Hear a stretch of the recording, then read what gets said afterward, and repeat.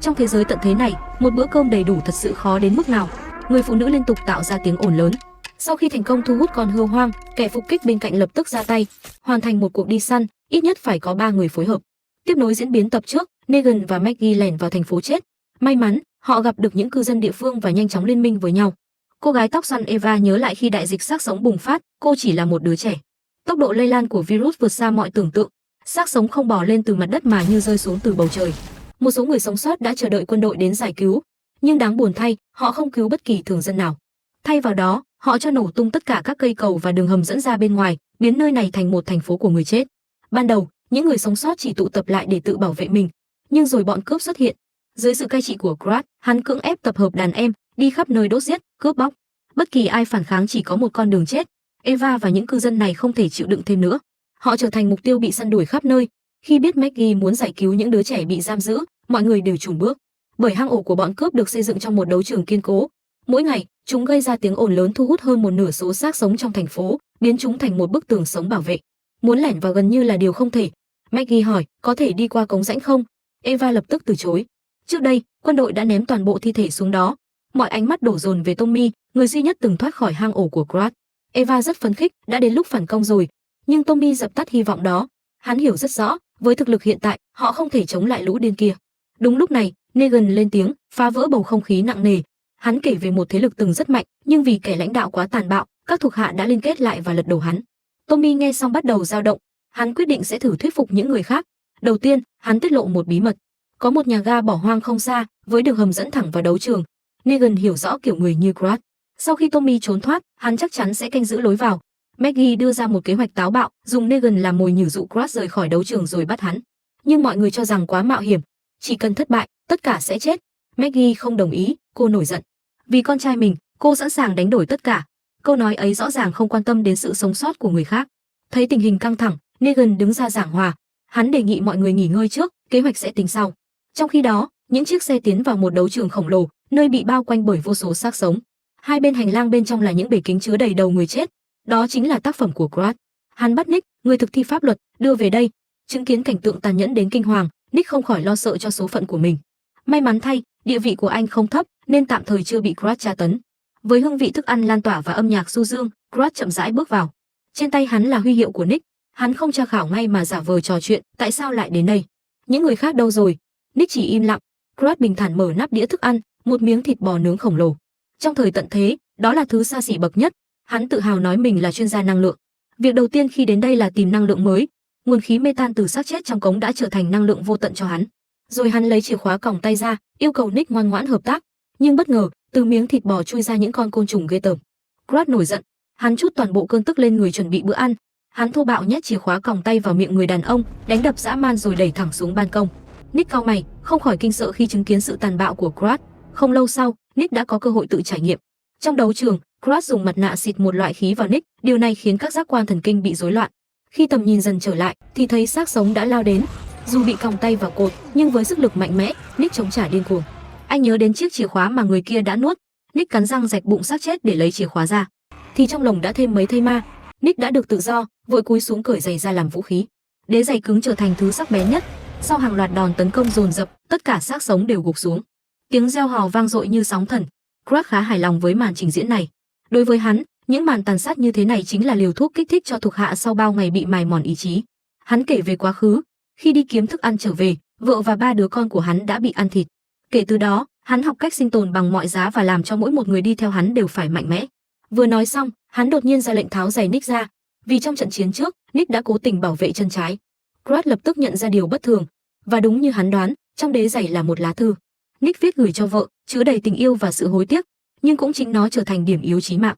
Bị dồn vào đường cùng, Nick buộc phải lên tiếng, tôi đến đây để bắt một tên tội phạm, hắn tên Negan. Nghe đến cái tên đó, sắc mặt Krat lập tức tối sầm lại. Lúc này, nhóm của Maggie vẫn chưa hề hay biết nguy hiểm đang dần áp sát. Cô đang chìm trong suy nghĩ về con trai. Negan bước tới, nhẹ giọng an ủi. Hắn cho rằng kế hoạch mồi nhử có tỷ lệ thành công cao và sẵn sàng đồng ý, dù điều đó đồng nghĩa hắn sẽ là người đối mặt nguy hiểm lớn nhất. Nhưng Maggie không hề cảm kích, cô chỉ nói về quá khứ, rằng mình đã nợ con trai quá nhiều và giờ đây cô sẵn sàng làm tất cả để bù đắp. Câu nói ấy khiến Negan trầm xuống.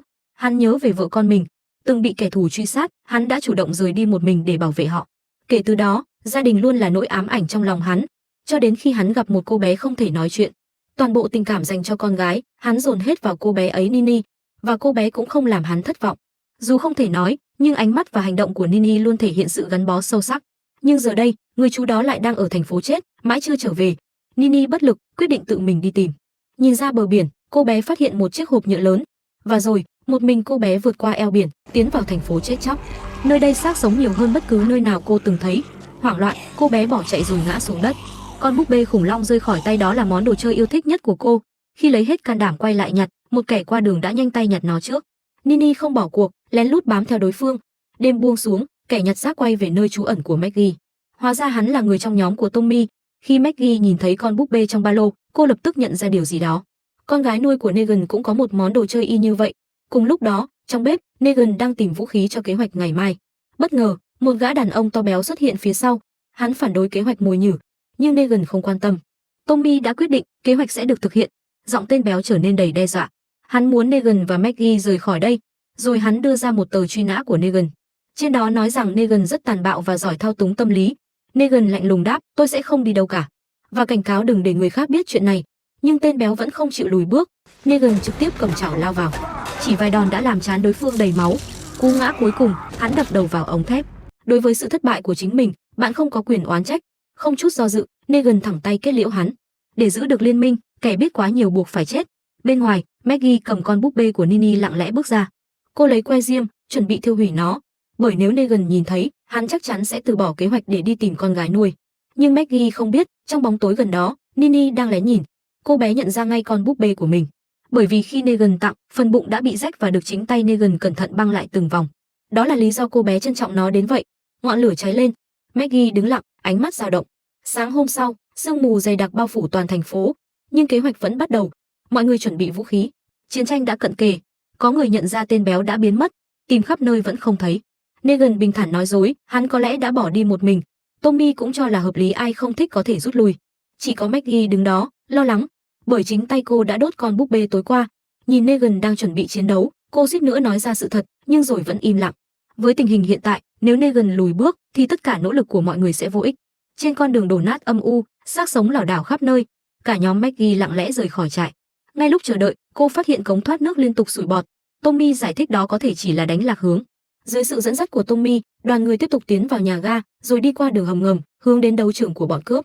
Mặc dù nơi đây xác chết nằm rải rác chặn đường, nhưng vẫn an toàn hơn so với đường phố bên ngoài.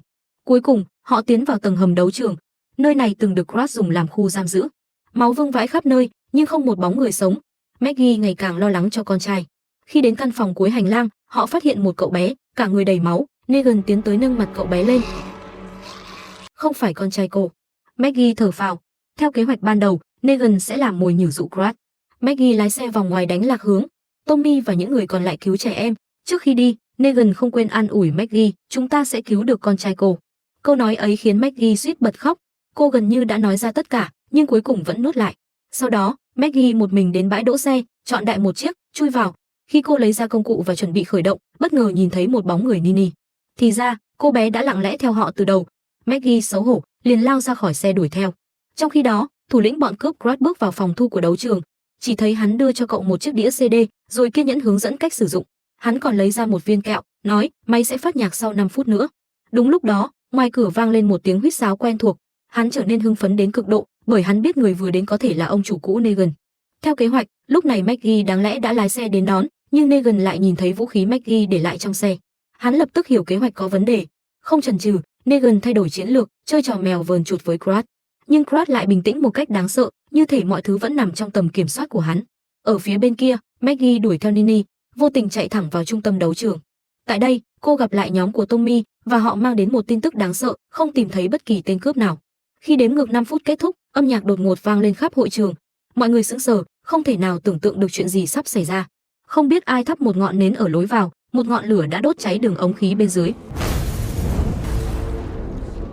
Maggie và những người khác sắc mặt trắng bệch, chưa kịp phản ứng thì hàng loạt xác sống bị âm thanh thu hút, đổ dồn về phía họ.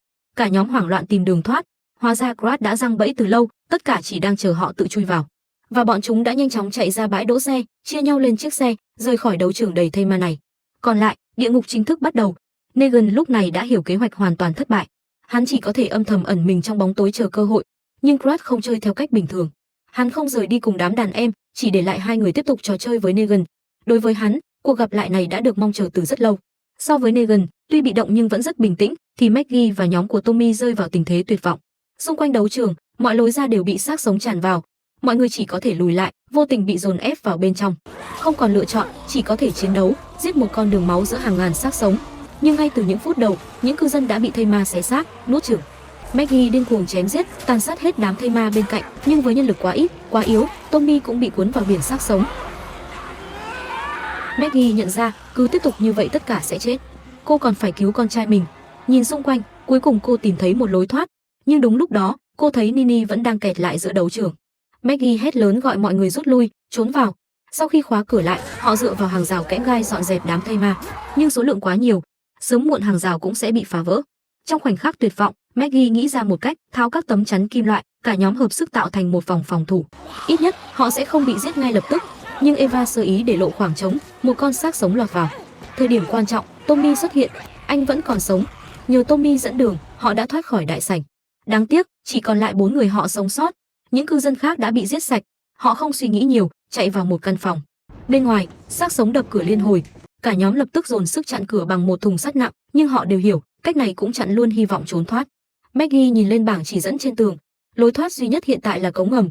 Eva lo lắng, dưới đó toàn xác sống. Nhưng họ không còn lựa chọn nào khác. Trong khi đó, Crush vẫn đang tìm kiếm Negan. Có thể nhìn thấy, đối phương rất quan trọng trong lòng hắn.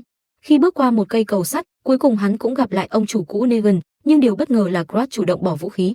Hắn nói, dù mất một bên tay nhưng không hề hận Negan, thậm chí còn tự hào khoe khoang về pháo đài mà mình đã xây dựng. Hắn đề nghị cùng hợp tác như trước, biến cả thành phố thành nơi trú ẩn lớn nhất. Negan im lặng, chỉ âm thầm quan sát. Hắn hiểu rõ con người trước mặt mình. Ngày xưa, chính Negan đã giúp Crush vượt qua thời điểm tồi tệ nhất, dạy hắn cách sinh tồn trong thế giới tận thế. Nhưng Crush giống như một con sói hoang, bề ngoài tôn trọng, nhưng chưa bao giờ thực sự nghe lời, xem như gió thoảng bên tai. Mặc dù Negan đã ra lệnh cấm không được ra tay với trẻ em, nhưng hắn vẫn giết một đứa trẻ vô gia cư. Giờ đây, hai người gặp lại, nhưng Crush đột nhiên thấu hiểu, hắn còn giả vờ đoán rằng mục đích chuyến thăm của Negan là để tìm người và sẵn sàng giao ra. Nhưng người được đưa tới lại là Nick. Negan lập tức nói rõ, đến để tìm con trai của Maggie. Crush nói, đứa trẻ đó vẫn còn giá trị, rồi mời Negan lên nói chuyện. Để thể hiện thiện chí, hắn trực tiếp quăng Nick xuống dưới. Negan bỏ qua hận thù, lập tức ra tay cứu người trước, rồi chém giết gì tính sau. Crush nổi giận bắn thẳng xuống. Nick chịu đựng đau đớn, tự rút móc sắt khỏi cơ thể, dùng hết sức với sự trợ giúp của Negan trèo lên. Sau khi kéo người lên, cả hai chạy trốn. Crush đứng im, ánh mắt đầy hoài nghi, đây còn là một đại ca tàn bạo mình từng biết sao. Negan đưa Nick trốn vào một căn phòng, nhưng Nick không tin tưởng. Anh cầm vũ khí đe dọa, Negan giơ tay lên. Cùng lúc đó, Maggie và những người còn lại mở được nắp cống. Tommy xung phong xuống trước. Maggie hiện đã thay đổi cách nhìn về Nini, cô bé ngoan ngoãn theo sau. Maggie là người cuối cùng. Cô dùng thùng sắt che lại lối vào, rồi từ từ leo xuống bóng tối. Bên dưới đó, không ai biết thứ gì đang chờ họ và liệu họ có thể sống sót hay không. Trên đây là nội dung sơ lược tập 3 và 4 của Thành phố chết. Nhưng có một điều chắc chắn, khi đã bước xuống vực sâu đó, không phải ai cũng có thể quay trở lại. Nếu bạn muốn theo dõi diễn biến tiếp theo, đừng quên like, share và follow để không bỏ lỡ những tập hấp dẫn phía sau.